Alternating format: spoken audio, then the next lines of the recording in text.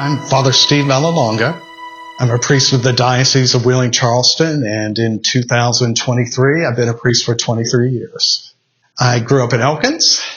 I went to high school in Parkersburg at St. Joseph Preparatory Seminary, and the first time I ever came to St. Margaret Mary was in 1978, when this church was 55 years old.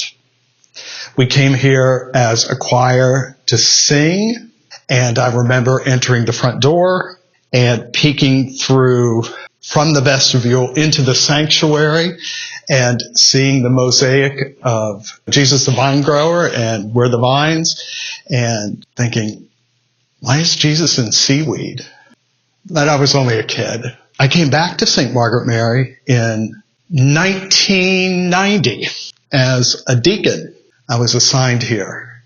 After I was ordained a priest on October 6, 1990, the bishop announced at my priest's ordination that I'm returning to St. Margaret Mary as the associate pastor under Father Ed Bell. At the time I was a deacon for the summer and fall of 1990, there were 4 other deacons here. Deacon Harry Higgs, John Marr, Jerry Getterman, and Jerry Showalter. So I was the 5th deacon for 6 months in this parish. Very interesting experience. And that's also where I met Sister Lillian. I stayed here for 3 years at that time before being transferred to associate pastor at Immaculate Conception in Clarksburg. And it was a great surprise in 2016 to find out I was returning to be pastor of St. Margaret Mary. That's very rare in our diocese, but I was also very excited. This parish has a reputation of being a wonderful parish. We're not supposed to compare parishes as priests. We take what we're given, and it's all good, but St. Margaret Mary is an exceptional parish. At the same time, I was assigned designated pastor of Parkersburg Catholic Elementary, since our elementary had closed in 1970, and we sent most of our kids to Parkersburg Catholic Elementary. Honoring the past at St. Margaret Mary has a couple of dimensions that come right to mind, and the first is our church. We didn't renovate or destroy the church from its Romanesque roots. We reused a lot that was in the old church so that this church is the church that was built in 1923, plus a great and appropriate expansion in the same style. One of the parts of the renovation is that we eliminated a column. We had that limestone column resculpted into a life-size statue of the Sacred Heart of Jesus that's now out front in the Memorial Garden. The other thing about honoring our past is the school was in really bad shape. It hadn't been used since the early 90s at all. Hadn't been a school since 1973. And it was beyond renovation and restoration. So when it had to come down, it was really apparent that people had strong emotional ties to our school and to their past here. It seemed logical that we take the bronze cross that was on the cupola at the apex of the school for 100 years and make a monument to those who went to the school. Sacred Heart of Jesus is the focus and the background of St. Margaret Mary. Many people might not know that St. Margaret Mary was a visitation nun in the mid-1600s. And as a visitation nun, she received visions of Jesus coming to her personally. One apparition actually showing her his heart externalized outside of his body, holding it, that his heart was surrounded with a ring of thorns, his passion. It had a gash in it from where his heart was pierced by the lance at the crucifixion. And it was on fire. And Jesus' whole message about all this was his burning love for his people, his mercy, and the desire for us to be devoted to his Son and his mercy and his love, and to burn with love for others too. That message is timeless. What I love about St. Margaret Mary Parish in particular is a lot. The first thing I think of is our beautiful liturgies. Our worship of God is reverent, joyful, holy, just great. Part of that reason for that is our music. This parish is head and shoulders above any other parish I've been at. The people here in the pew sing. So the music is really good at St. Margaret Mary. Another thing that is so special about St. Margaret Mary is that it has a reputation, a good reputation.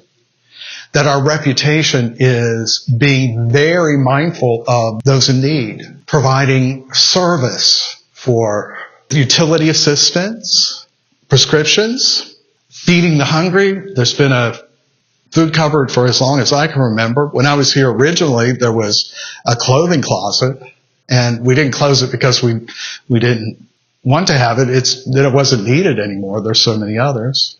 I'm very proud of that. The care for those in need. And it seems extremely generous in both money that people give to our outreach, Matthew 25, and in the willingness of the people to take responsibility for what needs to be done. I think St. Margaret Mary is special because we've had nuns here for a long time.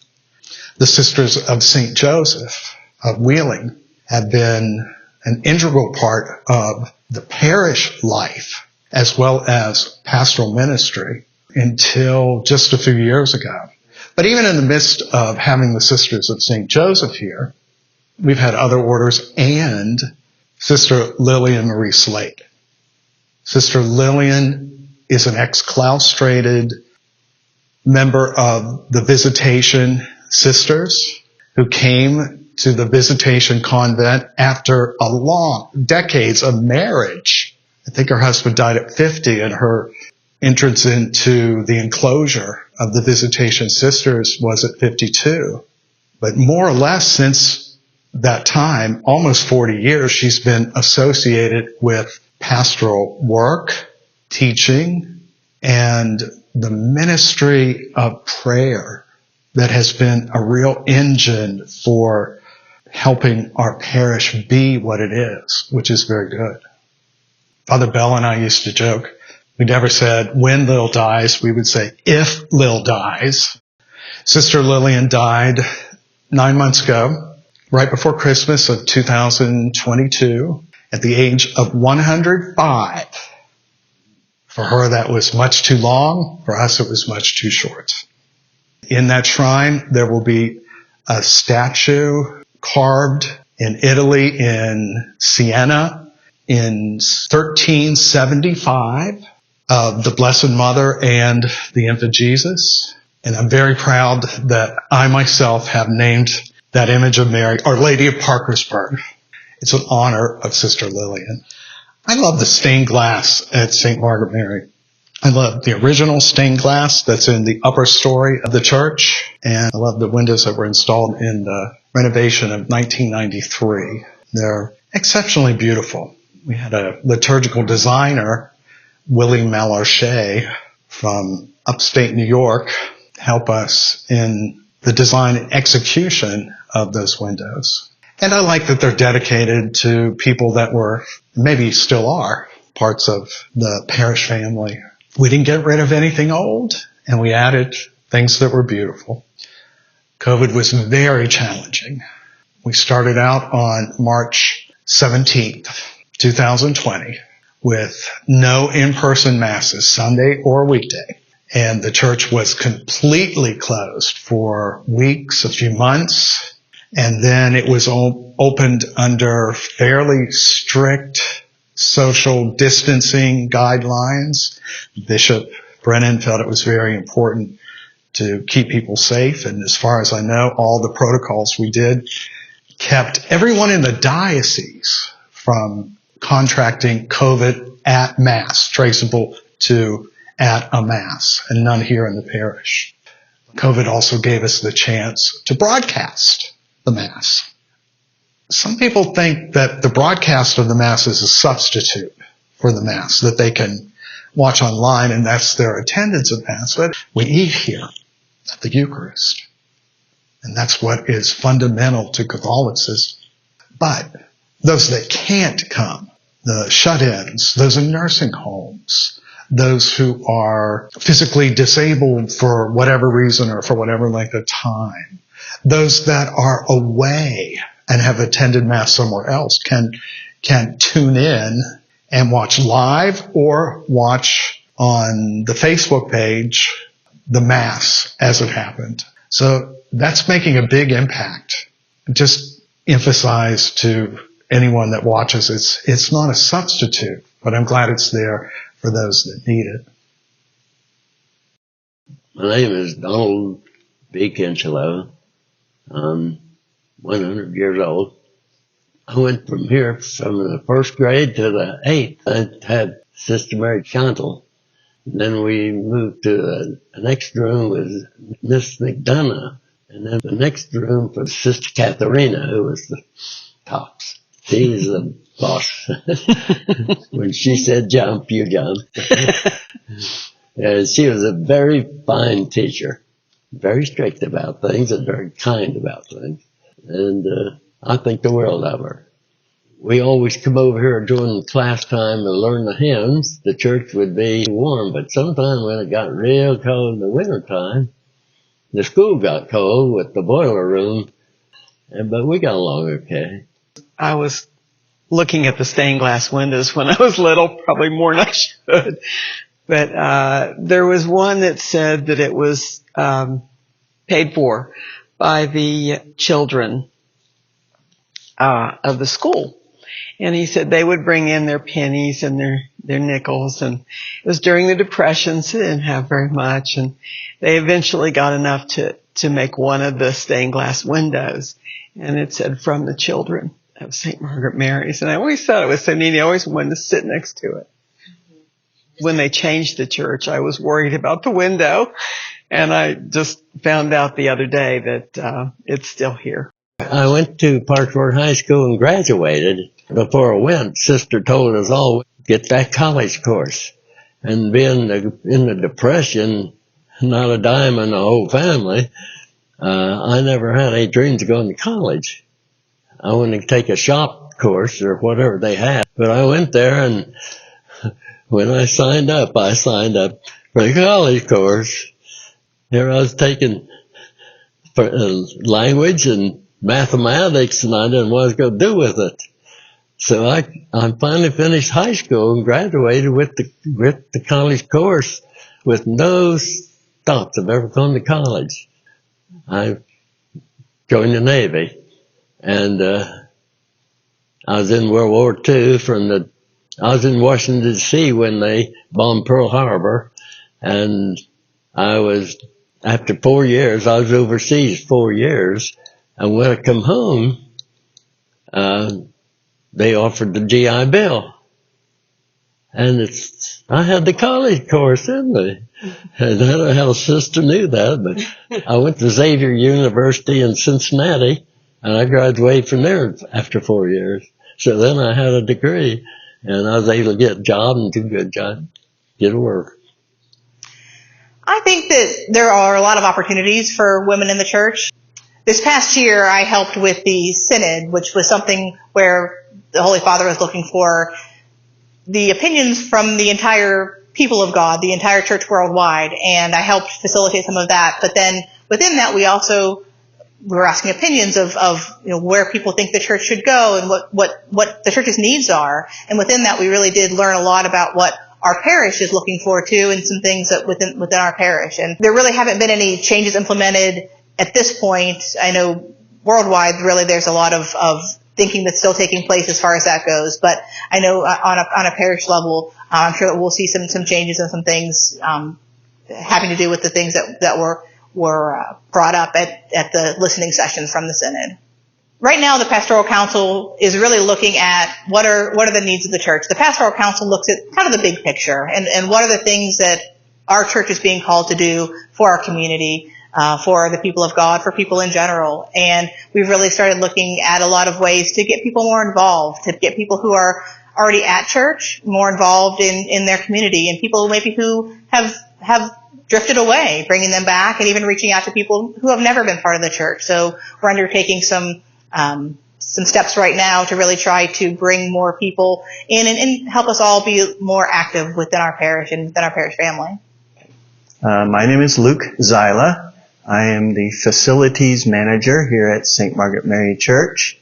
And I remember when I first was able to get in here and look around, they took a lot of the stained glass from the old part of the church and put it up high on the wall. I think that's the only thing that was incorporated. Some of the things were removed, like there's a brand new altar. Well, we just finished the monument to the old school. It was really interesting when we got that cross down. We actually saw that it had been shot twice. One was through and through, and one of them went in and then got glanced and hit some wood down inside of the attic. Wiley Hicks took care of that whole project. He designed it and coordinated all the people that went together to make that happen. We had lots of volunteers and other companies that donated stuff, and it was really quite a project, and it was just completed last week. The house that we own where Sister Lillian used to live, we're changing that into an educational building and changing the bedrooms into classrooms. So there's just all kinds of things going on. It was interesting to hear all the comments when we had an electrician come in and install that lighting. And it was interesting to hear how many people said, I never even saw that statue before, because it must be 30 feet off the ground. Not only in this church, but I think in most churches, they started a video ministry. We were encouraged to do so from the diocese. So we had a company come in and install cameras, and I started, well, for a while we weren't even able to have anything. But as soon as we were able to start masses with masks and everything, we would broadcast one of the masses, and it can be viewed either on Father Steve's Facebook page or our church website. And they'll stay up all week until we overwrite it with a new mass. My name is Andrew Myers, and I'm the youth minister for the Catholic churches in Parkersburg, which includes St. Francis Xavier and here at St. Margaret Mary's. Well, I was hired officially last year in June, and we started youth rallies in October of last year. And this year we're going to launch in September 17th for our first youth rally.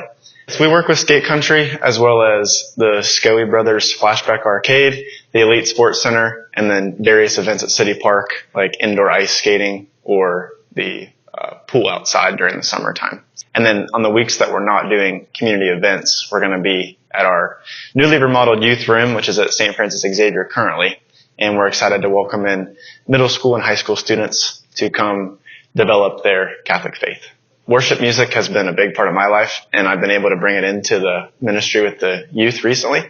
And so we have a pretty nice worship team that is consisted of some of our students who play instruments and also some of our young adult leaders that come. And so I've led worship several times, and then we've also brought in some other musicians who help lead music for the kids. And it's been an enjoyable experience to worship that way.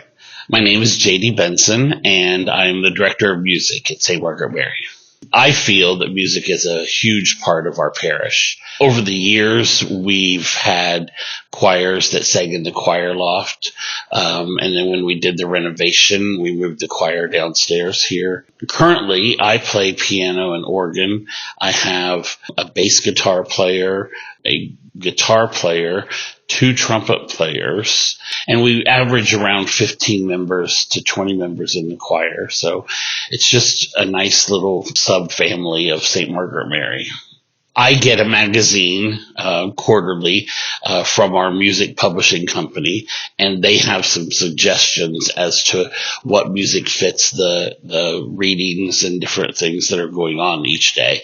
So I was very excited to be asked to write a song for the centennial, and in fact, the message of it follows the message of our centennial celebration, which is honoring our past and celebrating our future. In fact, those words are used in the song itself.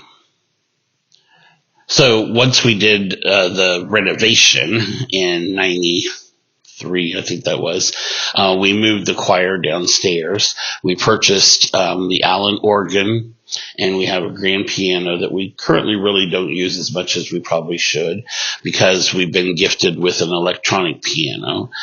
And so before that, though, we were housed up in the choir loft, and we are one of the few churches left that has a Feldmacher tracker organ.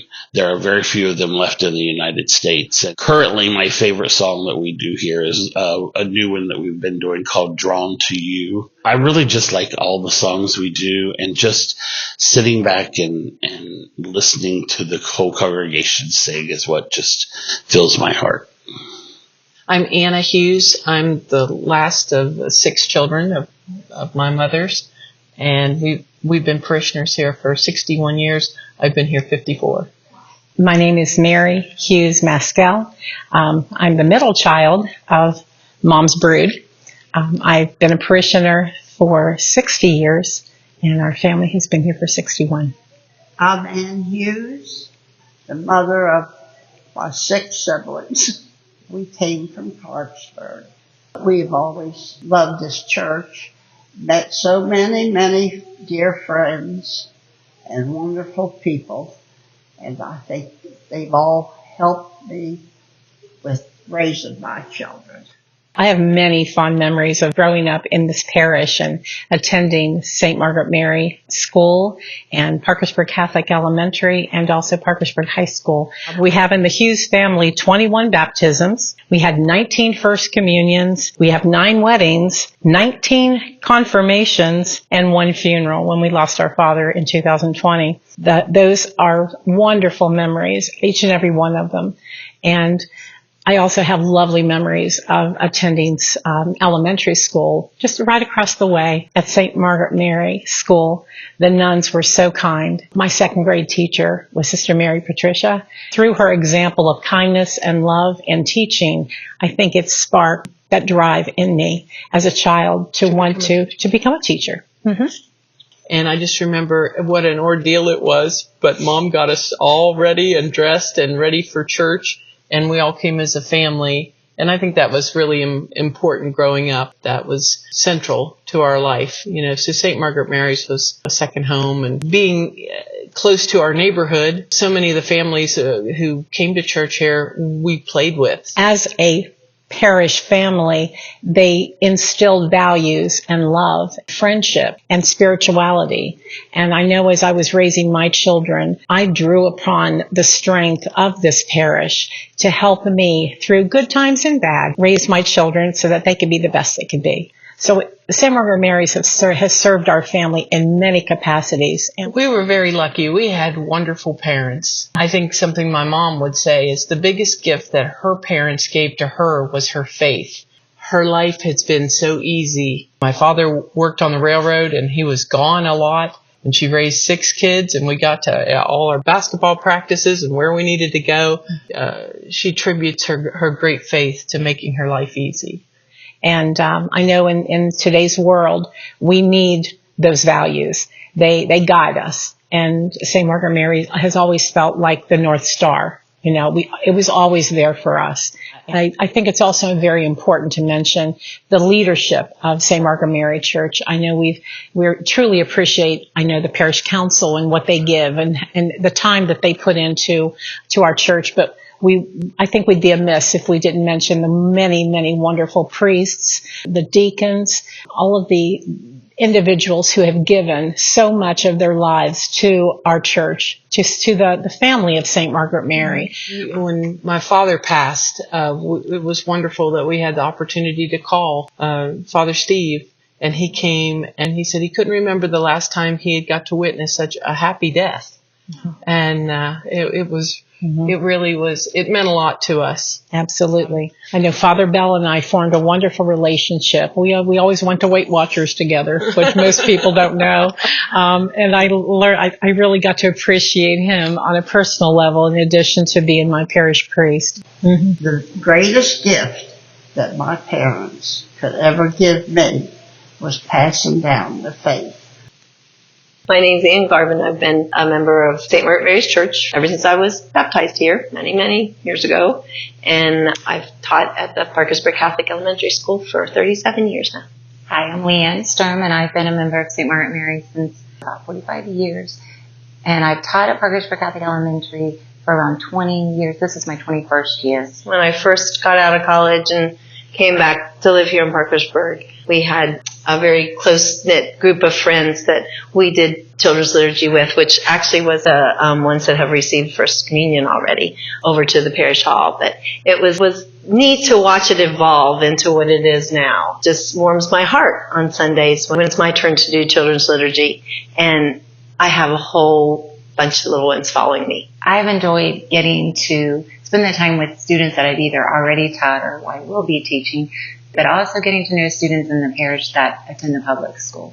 So I like that collective group of ideas and things. It's neat to see what they bring into the hour that we have together. And also, I have to praise our School of Religion, because our kids that come from those schools too also know a lot of the prayers and the readings and things that we're already talking about.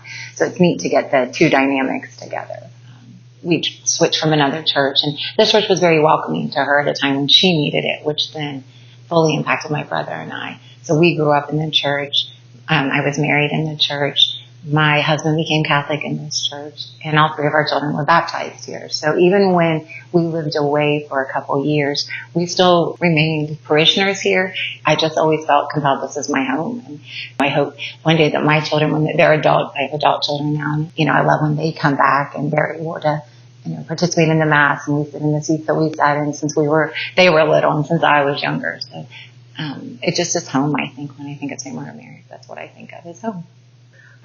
When I think of St. Margaret Mary's, what Leanne said is just so true. I was baptized here. My brothers and sisters were baptized here, and then of course when I went away to college and then came back and got my job at Parkersburg Catholic Elementary School, this was the church that I was just going to always go to.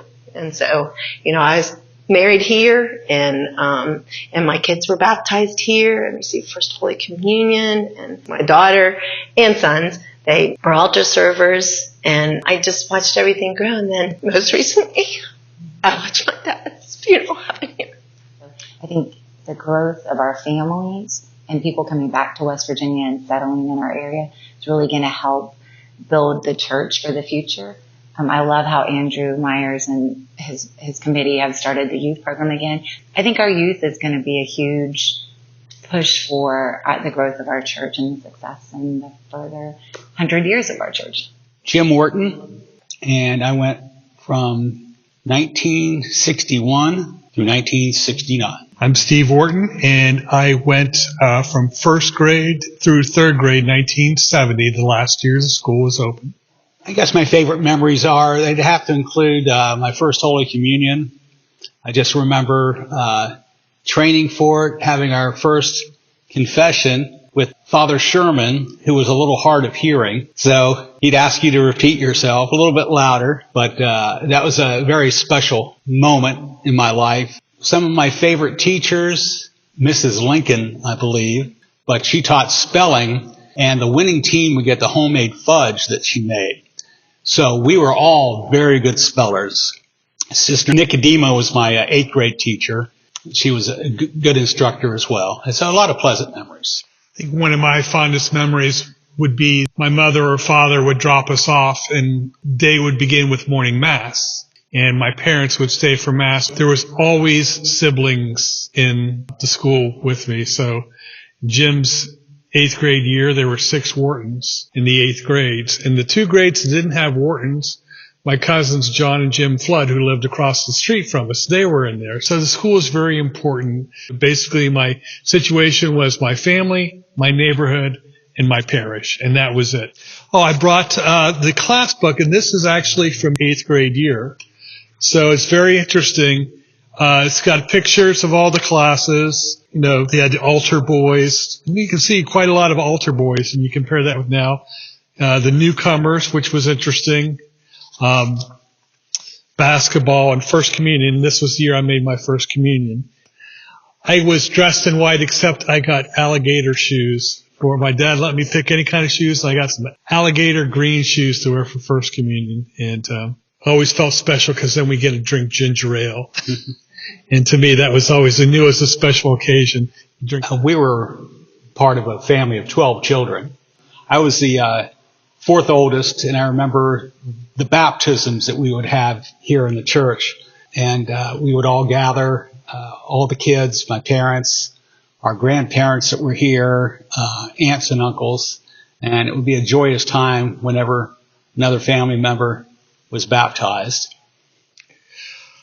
I think the Catholic school education that I received here was wonderful. And I went to Catholic schools up until my last 2 years of high school. Because of my Catholic education, I was placed in the advanced grade levels at the public school. And there was the resources and certainly the curriculum enabled me to learn as much as any of my counterparts. The Catholic faith certainly was important to me in making the sacraments and going to daily mass here and then later weekly mass at the combined schools. It certainly has influence on my life, and I think that led me to becoming a deacon later on in life. And certainly to be a deacon at my home parish has meant a lot to me.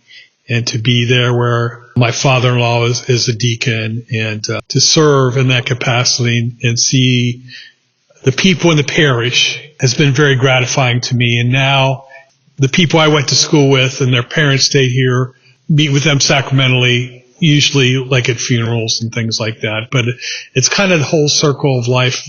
I'll see people that I hadn't seen in 50 years, but they're back for their parents' funeral or some family friend's funeral. But I can make that connection, the connection that was started here at St. Margaret Mary. Mrs. Doobie instilled further in me a love of reading. And under her, I would read a library book every day. I think my favorite teacher was probably Sister Katharina. My favorite lay teacher, Bob Hatman, was the first male lay teacher that I had. He was also the basketball coach for the 7th and 8th grade basketball team, but he had a good sense of humor. He could be strict when he needed to be, but he was a good example of how to do things right and not to cheat yourselves, but do the work. And he later became principal at Parkersburg Catholic. I'm Josh McClung, and I'm in grade 8. I'm Kayla McClung, and I'm in grade 10. I am Rachel McClung, and I am a senior, and we all go to Parkersburg Catholic High School. All my life, I've gone to Parkersburg Catholic schools. I've definitely learned a lot about my faith. I mean, of course, in religion class, I've learned like the ins and outs of what we believe. I've been able to learn so much more in my faith in religion class than like just church, and having both of them together has really increased in my knowledge and love of God. With religion class, the constant reminder that praying and thinking about God, talking to Him, improved my faith a lot. I don't know if I would have as much faith if I didn't go to the same school. And you can't forget about having math at school. That's just another nice thing about it. I guess being Catholic in Catholic schools really has had an impact on my life, because in my junior year, I was planning to become a zookeeper. And then God told me that I should be a teacher. Then I worked with our Sunday school, PSR, and I realized that teaching, especially elementary school kids, really is my passion. And I don't think I would have discovered that if it wasn't for being Catholic and all the church and the school and everything. I feel like being in a Catholic school has affected my life, and most likely in the future as well, because it has started me on a basis of Catholic education. And again, my connection to God is so much deeper than it would be if I just went to a regular public school. And I think that will serve me well later in life, where I can have that faith in God to cling on to in hard times. So I'll be able to more likely work through it. I think that it impacted my future a lot because I should be following God, not following money or my job or things like that. I always try and find what God thinks is right for me. I've just been following God. Here's what I hope for the future of St. Margaret Mary. I want everyone to grow in holiness. I want St. Margaret Mary to grow in numbers. And the huge amount of numbers right here in Parkersburg, right here in our parish boundaries from 13th Street to Vienna. That's our parish boundaries. I could hope a lot of things. Boy, if those two are what happens in the future, growth in holiness, growth in numbers, especially on account of our gift beyond measure of the body and blood of Christ in the Eucharist, then I'll die a happy priest.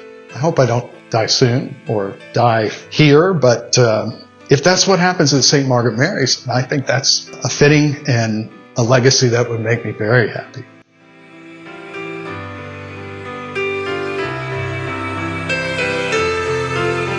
Thank you, Amy Hardesty, and all the good men and women of the Centennial Committee for years of preparation and this whole entire year of execution. Thank you for all the work that you've done. I encourage everyone to consider coming to St. Margaret Mary, returning to St. Margaret Mary, becoming a part of St. Margaret Mary, becoming Catholic first if you need to, because this is a wonderful parish. We are building the kingdom of God in Parkersburg here and now. And we are a joyful, holy, prayerful, and celebrating community that I am so proud to be a part of as the pastor. Praised be Jesus Christ, now and forever.